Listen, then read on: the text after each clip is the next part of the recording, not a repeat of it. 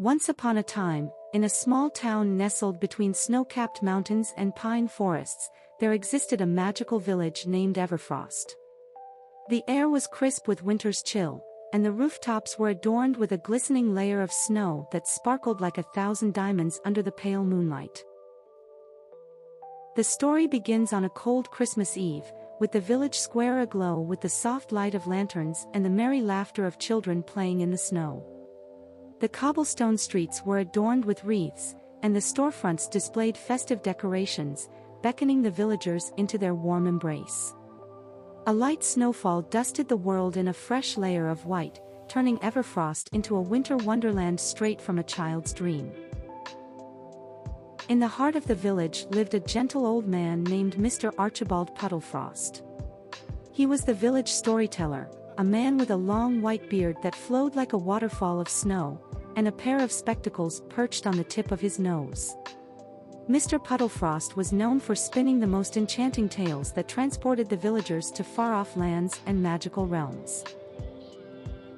As the villagers gathered in the town square, wrapped in scarves and mittens, their breath visible in the frosty air, Mr. Puddlefrost emerged from his cozy cottage, carrying a leather-bound book under his arm. The children's eyes sparkled with anticipation as they sat on the frost-covered benches, their imaginations already dancing with visions of sugarplum fairies and snowflake castles. Among the children was little Emily, a wide-eyed girl with rosy cheeks and a heart full of curiosity. She wore a red coat that was a tad too big for her, making her look like a little robin redbreast perched on the edge of a snowy branch. Emily was always the first to arrive at Mr. Puddlefrost's storytelling sessions, eager to be whisked away into the realms of magic and wonder. Seated beside Emily was Oliver, a mischievous boy with a perpetual twinkle in his eye. His face was dotted with freckles, and his woolen hat was perpetually askew, as if it had a mind of its own. Oliver loved the stories that took him on daring adventures, and he often dreamt of becoming a brave knight or a cunning pirate. On the other side of Emily sat Abigail, a shy and gentle soul with a penchant for picking wildflowers. Her hair was as golden as the winter sun, and she had a collection of pressed flowers hidden within the pages of her favorite book.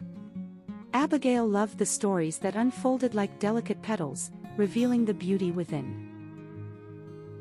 As the children settled, Mr. Puddlefrost opened his book, the pages whispering secrets of bygone tales. The fire in the lanterns flickered, casting a warm glow on the snow-covered ground. The old clock on the village church struck 8, signaling the beginning of a magical evening. "Now, my dear friends," began Mr. Puddlefrost, his voice a soothing melody that wrapped around the children like a cozy blanket, "tonight's tale is one that unfolds in the heart of winter, a story filled with warmth and wonder. It is a tale of Christmas with Charles Dickens, a journey through the snow-kissed streets of London, where magic awaits around every corner." The children leaned forward, their breath held in anticipation as the first words of the story fluttered through the air like snowflakes. In the heart of London, where the gas lamps cast a soft glow on cobblestone streets, and the rooftops were dusted with a layer of snow, lived a humble man named Ebenezer Scrooge. He was a miserly old soul, whose heart had grown as cold as the winter winds that whistled through the alleys. As Mr. Puddlefrost continued his tale, the children were transported to the narrow lanes of Victorian London, where the scent of roasted chestnuts and the melodies of carolers filled the air. They witnessed the transformation of Scrooge, as he encountered the ghosts of Christmas past, present, and yet to come, each guiding him toward the true spirit of the season. Emily, Oliver, and Abigail were captivated by the story, their eyes wide with wonder as they followed Scrooge's journey from a stingy old man to a beacon of generosity and warmth. The snow outside seemed to fall with a gentler touch, as if enchanted by the tale unfolding in the cozy village square. As the clock struck midnight in the story, signaling the arrival of Christmas Day, Mr. Puddlefrost closed his book with a satisfied smile.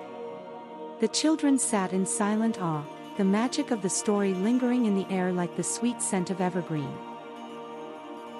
And so, my dear friends, Mr. Puddlefrost declared, we find that even the coldest of hearts can be warmed by the spirit of Christmas. May this tale remind us all that kindness and generosity can thaw even the frostiest of winters. The children, their hearts aglow with the magic of the story, thanked Mr. Puddlefrost and made their way home through the snow-covered streets. As they trudged through the powdery drifts, each child carried a piece of the tale within them, a spark of warmth to light their way through the winter night.